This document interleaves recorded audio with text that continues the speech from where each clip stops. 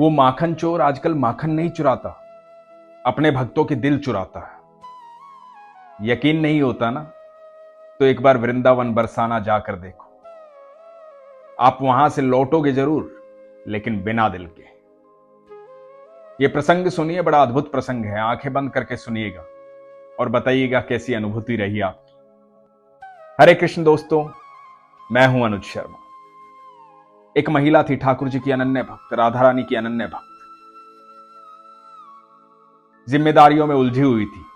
जीवन में एक ही सपना था, जब सारी जिम्मेदारियां पूरी हो जाएंगी तो बरसाना चली जाऊंगी, मेरी राधा रानी की सेवा करूं। जिम्मेदारियां पूरी हुई, सब कुछ छोड़ करके बरसाना आ गई। बरसाना में जाती मंदिर में, राधा रानी के महल में, कभी झाड़ू लगाती, कभी पोछा लगाती, जो सेवा मिल जाती वो सेवा करती थी। सब जानने लगे थे, बहुत अच्छा व्यवहार करती थी, सबसे प्रेम से बातें करती थी। सब बुआ बुआ बोलने लगे। अब बुआ का रोज आना जाना था राधा रानी के महल में। जीवन में बस एक ही तो काम था, मेरी राधा रानी की सेवा करनी है। कोई दुख नहीं होता था, कोई तकलीफ नहीं होती थी, खुश थी, सुख में थी। यही जीवन का सपना भी था कि बस राधा रानी के पास रहना है, मेरे कन्हैया के पास रहना है। मंदिर में जो सेवा मिलती वो सेवा कर लेती थी, बड़ी खुश होकर के सेवा करती थी। संतों की सेवा करती थी, भक्तों की सेवा करती थी, सबसे बड़े प्यार से बोलती थी। 24 घंटे जुबान पर सिर्फ एक ही नाम रहता था, राधे राधे। 24 घंटे जुबान पर सिर्फ एक ही नाम रहता था, राधे राधे राधे राधे राधे राधे। एक दिन गोस्वामी जी ने कहा कि बुआ, तुम इतनी सेवा करती हो, सर्दियां आने वाली हैं, राधा रानी के लिए पोशाक बनाओ ना, कोई स्वेटर बनाओ ना। बुआ बड़ी खुश हुई। बुआ को लगा कि ये गोस्वामी जी ने नहीं कहा, ये स्वयं मेरी राधा रानी ने कहा है, मेरी राधा रानी की पोशाक बनाऊं। बुआ की खुशी का ठिकाना नहीं था। बाजार गई, ऊन लेकर आई, सारा सामान लेकर आई और लग गई तैयारी में पोशाक बनाने की। रोज राधा रानी के महल जाती थी, गोस्वामी जी को बताती थी कि मैं तैयार कर रही हूं, राधा रानी की पोशाक तैयार कर रही हूं, बस थोड़े से दिन में तैयार हो जाएगी। और बड़ी खुश रहती थी, संतों की सेवा करती थी, भक्ति में लीन रहती थी।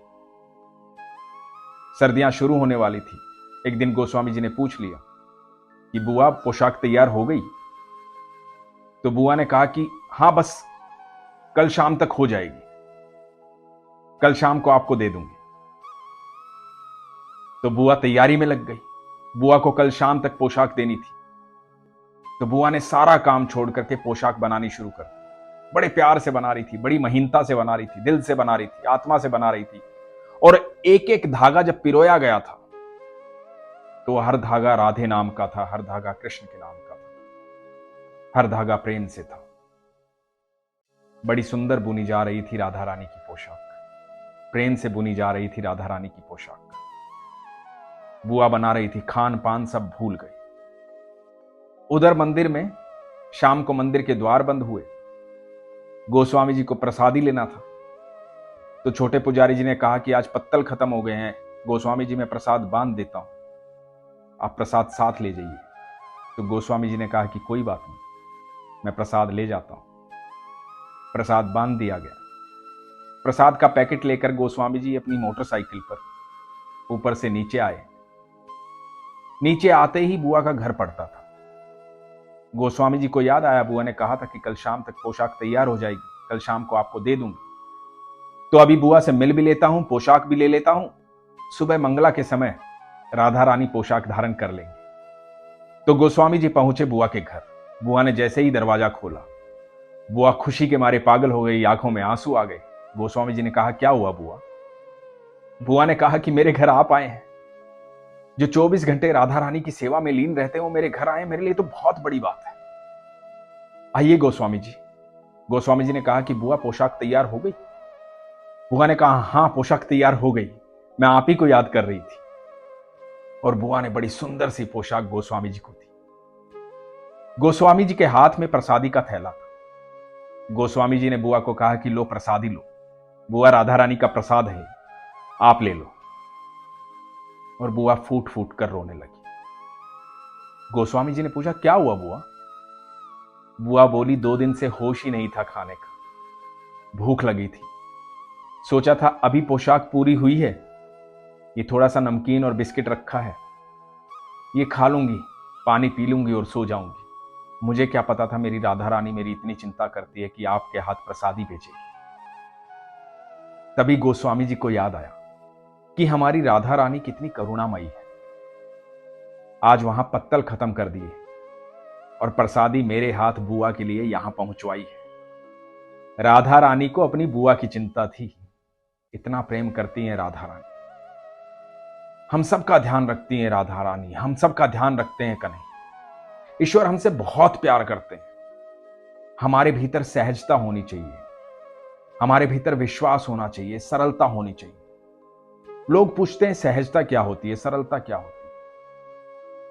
जब आपके मन में निस्वार्थ भाव आ जाता है, कोई लालच नहीं रहता है, कोई शंका नहीं रहती, मन में कुछ चाहत नहीं रहती, तब आप ईश्वर को पा लेते हैं।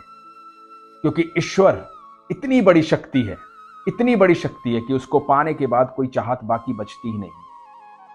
तो ईश्वर को पाने की चाहत रखिए और वो विश्वास से मिलते हैं, वो प्रेम से मिलते हैं। इसलिए हमेशा कहता हूं, अपने विश्वास को मजबूत रखिए, अपना ख्याल रखिए। हरे कृष्ण।